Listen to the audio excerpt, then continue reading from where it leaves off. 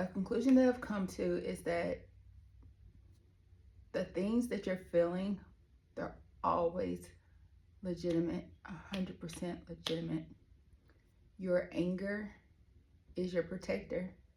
When you start to just feel angry about something, that is your body's sign of saying, like, this was so wrong. This is not right. Now, the way you react to said anger, that can be detrimental or it can be beneficial. If you can learn to just feel the feeling without being reactive, then it'll give you a chance to think about why you're feeling it and where it's coming from. But when you just decide to just be reactive, it's dangerous. I literally needed to just take some time by myself with like no interactions with people. And I realized I actually value just my quiet, my peace, my time, my space. I don't really have a desire to have company. And I know people think that's weird, but I don't want it. I feel like my entire life I've been in groups of people and I felt isolated. And one of the things I discovered is that there is no lonelier feeling than to be surrounded by people who don't actually see you the way you are. There is no lonelier feeling than that. And on the flip side of that, I've learned that there's no greater feeling than feeling the comfort of being in your own autonomy while being in your own space, being your complete and authentic self, and feeling fulfillment in your alone time. I've learned that you don't have to be nice to people just because they've been in your life forever. They're your family, they're your childhood friend, they're your neighbor, they're your whatever. You don't have to interact with people just because of the time you've had with them. Not all times are forever. No one's time is forever anyway. Everyone's time is on a clock and it's dwindling down. Some are dwindling down like cat years, some are dog years, some are people years, and some are like turtle years, which are like super long. But we're all different and we have the right to know how we feel. We have the right to be genuine with the people that we feel like deserve it, you know. I find myself realizing that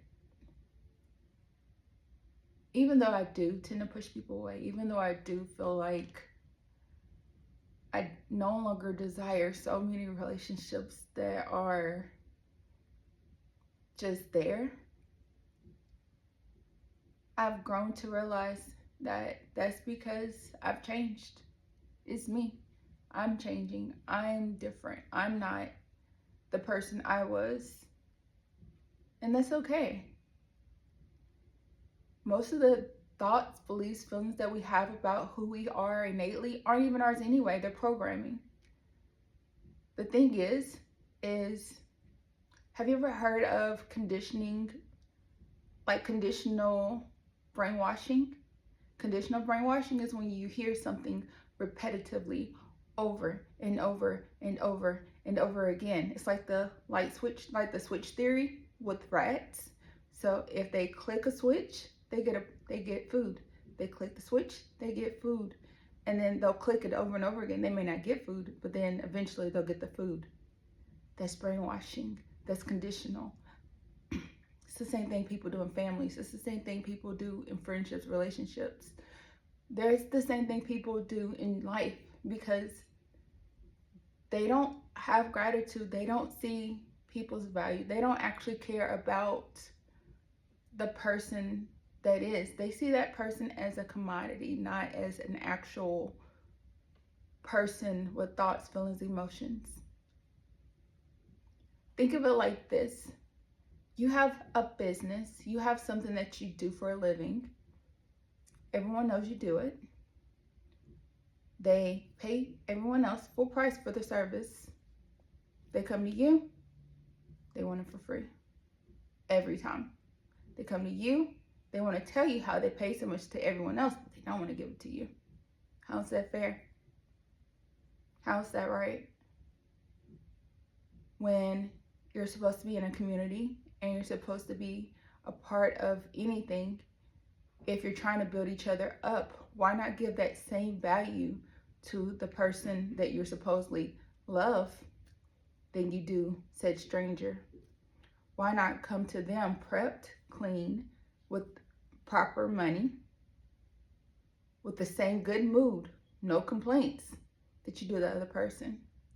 Imagine the quality that you would get from that person who actually likes or loves you because you came to them in the same manner that you came to that stranger. Resentment comes from people thinking you owe them. No one owes you anything. No one has to do anything from you. If someone is a licensed professional at their job, they're not trying to practice on you. They're not trying to learn on you. They don't need you to just be their guinea pig. That's not how that works. It is very insulting to assume that someone wants to do something for free just because they're talented. Give them their money up front. Tell them how you want it. Treat them like you would any other professional in their same line of work or better. And be kind while they're doing it. Don't complain. Don't be moving. Don't ask dumb questions. Don't pry. And don't go through their stuff. I realized God gave me my lifestyle that I currently have because He knows all that I've endured. He knows that I needed a break. I needed a mental break. I needed a physical break. I needed mental space. I needed to have my own autonomy in order to be who I'm supposed to be. I am so grateful that I worked so hard in my youth that I don't have to work a 9-to-5 right now. Now, can I do everything I would like to do? No, but I'm doing better than most.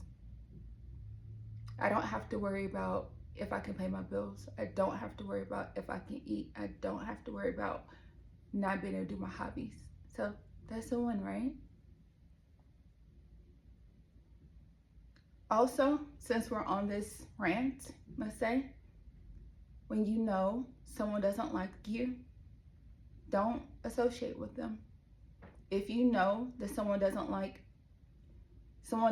doesn't like you is friends with someone else, and yet instead they still want to be friends with that other person who doesn't like you, and then they're trying to force that person on you, that's not right either. And I don't associate with that anymore either. To know that someone was mistreating you, to know that someone made your life as hard as possible, and then to have other people tell you that they still like that person, and even though they know they were intentionally detrimental to you financially and mentally, but you still like that person that did that to me, we good. You stay there. I know that people tend to go with boundaries and they can take it too far and they can be overly avoidant. I tend to be avoidant anyway, so it's fine. It's not a big deal to me. I can't fluctuate between avoidant and anxious depending on mood, but lately I have literally been leaning towards what makes me happy, what makes me comfortable, what do I want to talk about, what do I want to do, what is my next goal, my next achievement, what is my next win in life, and focusing on my small goals while keeping a calm, cool demeanor, while saying what needs to be said in a way that can be understood, is a work for me. I'm learning that Not everyone deserves my time. Not everyone deserves my energy. Not, I owe it to no one. I owe it to no one. And you owe it to no one. So know that people have the right to say what they want to say. People have the right to do what they want to do. But your response is totally relevant. Your feelings are totally relevant. Your actions based off of said interactions is totally relevant. Your peace matters. No one can tell you how you should feel. No one can tell you what you should do. They don't have that same experience that you had, so they cannot tell you what's best for you. That is the problem in today's world. People feel like they can say or do anything, and it is 100% okay because time is the magical potion that will push it all away and fix it, right? No, that's not how that works. Time does not heal old wounds. Changes of actions, changes in interactions, changes of the way that we do the things we do, that is the only thing that fixes it. To think that you can be disrespectful or rude to someone and hateful to someone and they're supposed to keep forgiving that because of whoever you think you are in this life, that's a load of crap. In this life, we are who we are, and we can accept what we do and don't want to accept. I'm learning that the reason why I am such a different person now is because I've distanced myself from the negativity. I've distanced myself from the hatefulness. I've distanced myself from anything that takes me off of my kilter. I like being in my creative mode. I like being in my headspace of possibilities. I like knowing that I can achieve everything, and I am achieving so much more than a lot of people will ever know. I like the fact that I can say I'm doing it by myself. Do I want to be by myself forever? Absolutely not. But I love the fact that I can depend on me and I trust me to be the person that I need me to be. I love the fact that I have boundaries. I love the fact that I can say that I don't have to do anything I don't want to do. If I'm doing it, it's because I want to, not because I have to. I love the fact that I've grown comfortable just being Markette authentically. I've officially reached my finish line. I can see her. She's covered in glitter, of course. This is one of those things I had to learn for me. The more I do for me, the more I respect myself, the more I hold up my own beliefs, the more I work on becoming the me I desire, the more I attract the good. I can't be a better person by being what someone else wants. I can't be who God wants me to be by surrounding myself with people who wants to bring up the past. Your past is your past, and your past is gone. Your past is in the dirt. Let it burn. Let it disintegrate. Let it go in the wind, okay? Because that is who you were. Even in the Bible, it tells you how people were. It tells you who they became. It tells you how God can use everything that you went through to become a better you. It is not your job to try to be the judge and jury on what someone else has experienced without knowing the full story. And even if you think you know the whole story, you don't. People give you this much when they've experienced this much. Don't confuse it. That's not how life works. I'm learning that the more I explore who I am, the more I can accept other people for who they are, what they've been through, and where they're at in life. It's not my journey, it's theirs. We only get the one life. Imagine being on your deathbed at 60, 70, 50, 30, 20. People's deathbeds are all at different ages. But imagine being on your deathbed and they were like, so what did you do with your life? And they're like, oh, I did what my mom said. Oh, I did what my dad said. Oh, I did what my sister said. Oh, I did what my teacher said it would be great for me. I did what my friend said was right for me. And now I'm living in all this regret, all this resentment, because I never did what God wanted for me. I never did what I wanted for me. I never followed my own inspirations. So why would I do that? Who's worth that much? Think of it like this. The most judgmental people are the people who never attempted their dreams. The most resentful people are the people who never have true love. You can never love anyone if you don't love yourself. You can never trust anyone if you don't trust yourself. You can never be who you are supposed to be if you never try. One of the things I am super grateful for, though, is I fell hard. I fell with my chest up, my shoulders back, with a smile, and I fell up. I fell up. Every time I fall up. My life is always better because I'll never be as bad as I was that first time I tried anything. And I know that that's what makes me great. I know that that's what makes me amazing. And I know that's probably what this energy everyone keeps telling me about. Like, everyone lately, everywhere I go, like, they keep giving me these beautiful affirmations of how my energy makes them feel. And I actually need it at the time that they tell me. So I'm so grateful for that. And Sunday, I literally had an entire room full of people tell me that I made them feel comfortable. I made them feel welcomed. I made them feel seen. I made them feel included. Like, the fact that they wanted to verbalize that with me, the fact that they invited me to sit with them, the fact that they invited me to talk with them, the fact that they were just so inclusive and they had no desire. Like, they didn't have to. I didn't beg. I didn't say, hey, can I be next to you? I'm being weird. I'm a complete stranger, but hi, I'm a stranger. You like this? Is this okay with you? No. I was just myself.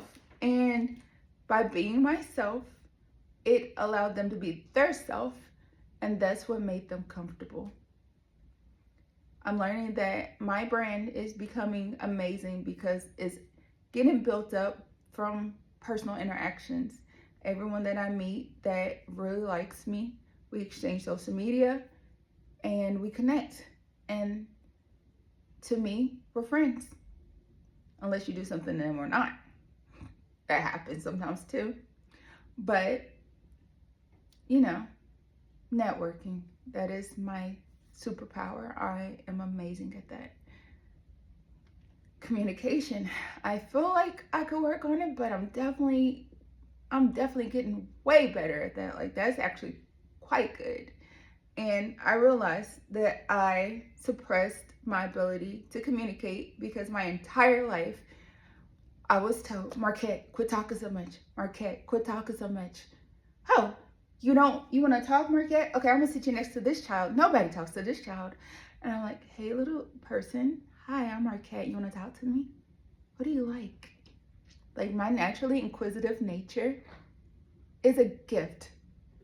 And as an adult, I realized that I've had so many experiences due to my ability to connect. And I'm grateful for that. It's a superpower. And I feel like we all have our own superpowers. We are all magical. We are all fully capable of so much more than we'll ever know. And this is because those little doubts in your head they're suppressing it, okay? And the moment that you realize it's a lie and you decide to just take it upon yourself to be great, and you take it upon yourself to do your hard thing, you get better. So what's my current hard thing that I keep doing anyway? Karaoke. Oh yeah, that's my hard thing. I am getting better at it every time. Although I will admit this, I watched back some of my videos and I sound completely tone deaf. The person that you see on my singing page and the person that is on stage karaoke, she's not one and the same. Oh no, no, she is not. But she is getting better. She is definitely working on improving because that's all we can do, right? We all just, as long as we're like this much braver and we take this much step towards being that better self, 5% better, it matters. It truly matters. And I've learned that by just doing that thing one more time, I didn't feel like by doing that extra set at the gym, by doing the extra video singing, by doing the karaoke, just getting on stage just one more time, I am conquering fears. I've already conquered heights. I've already conquered just being single. I've conquered being able to stand up for myself. I've conquered being able to stand up for others. I've just conquered the fear of embarrassment. I've conquered that one. I've got that one down. I've conquered just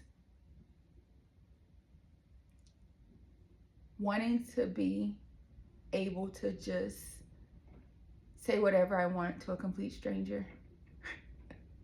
I love it. I love the fact that now I can serenade strangers. Oh yeah, I actually like it. Have you ever tried looking someone dead in the eyes and singing? It's so hard. If you can do that, you can do anything. And I know I can do anything. And you can too. You just have to know that the hard that you're experiencing is growth. The hard that you're doing is growth.